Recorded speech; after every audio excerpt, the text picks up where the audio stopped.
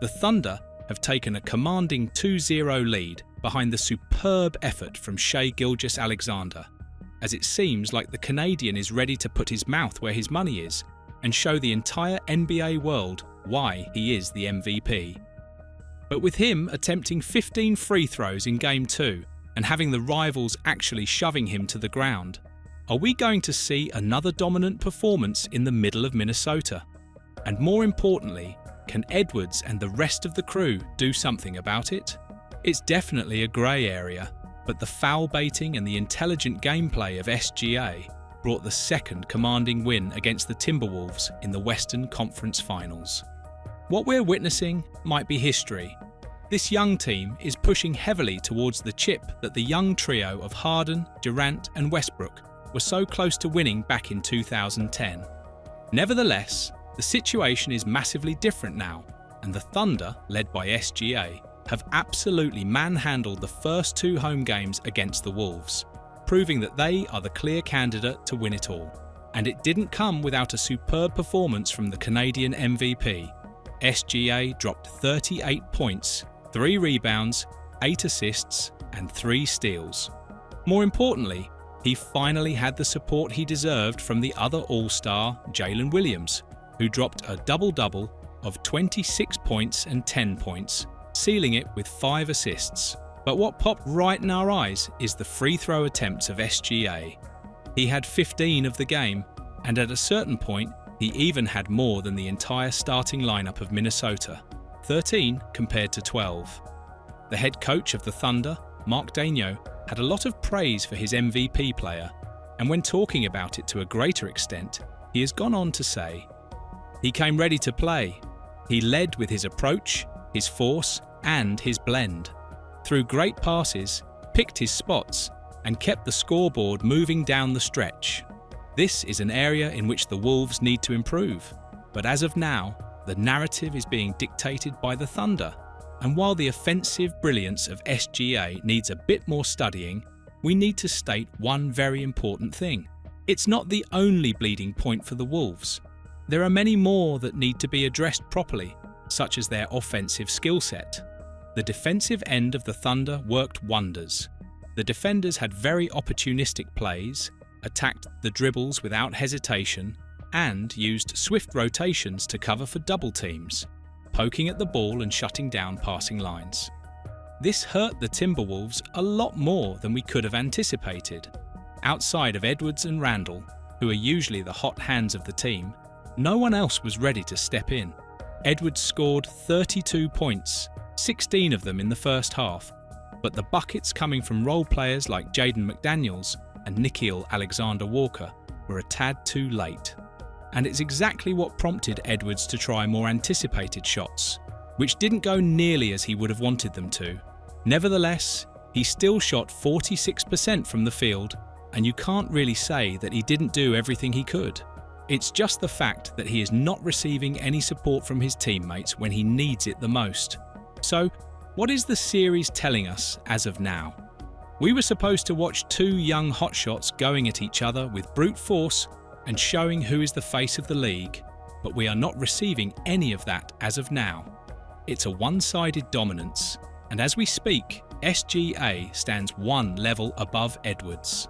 The scary situation that the Wolves need to take into consideration is that the matchup they've been praying to happen might never come to fruition because of how dominant SGA is, despite the foul baiting and the intelligent way to put himself on the charity line more often than not. When talking about the lockdown that the Thunder applied to Edwards, the head coach of OKC was adamant that his boys did an extraordinarily good job, further stating, "Edwards was loosened up. Our guys took on that challenge. He really had to earn everything he got." And the NBA world has taken notes as well. There are many fans who already claim that SGA is already a couple of levels above Edwards. Elaborating further on this, Kevin O'Connor wrote, "SGA is much better than Anthony Edwards on multiple levels. This series is making that clear. SGA is also 3 years older, so it's not as much a knock on Ant as it is a realization of how far Ant still can and must grow." Another very important thing to talk about is the controversial shove that McDaniels did to SGA. Throughout the fourth quarter, while the Thunder were up 16, SGA tried to draw a foul in the middle of the court but was unsuccessful. Then McDaniels got a bit mad, and a couple of seconds later, when the same thing happened, he just went on to push SGA on the floor. According to the Wolves superstar, he wasn't even mad, but he wanted to use the fouls that he had available. Be that as it may, it's proof that the emotions can spill on the court and you can't do anything about it. Apart from the hard play of Jaden McDaniels, it seems like one thing went extremely unnoticed by the entire NBA community. Edwards played a perfect game, causing 0 turnovers. This is a massive turnaround compared to Game 1, where he had 4 turnovers. But even though his team improved massively in this area in total, it's still a big bleeding point for them. In Game 1, they had a total of 17 turnovers, whereas in Game 2, they've had 14.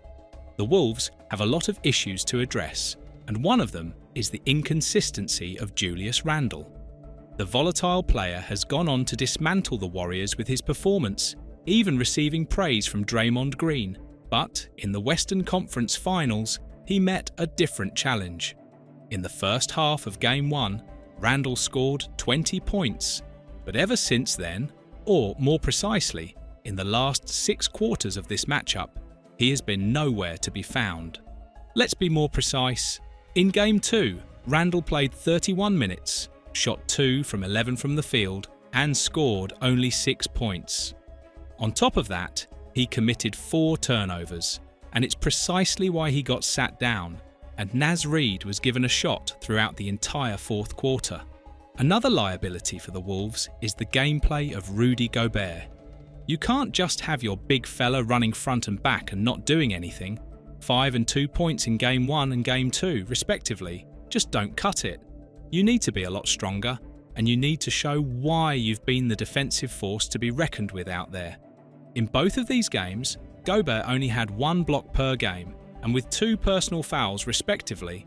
It's not that he's been in foul trouble and tried to play a bit softer to stay on the court longer. It's just the fact that the Wolves cannot use him because of the extremely strong defensive presence in the paint. Outside of that, Gobert is more or less useless if we take out the screens he is putting on and off the ball. Be that as it may, we are now finally headed to Minnesota.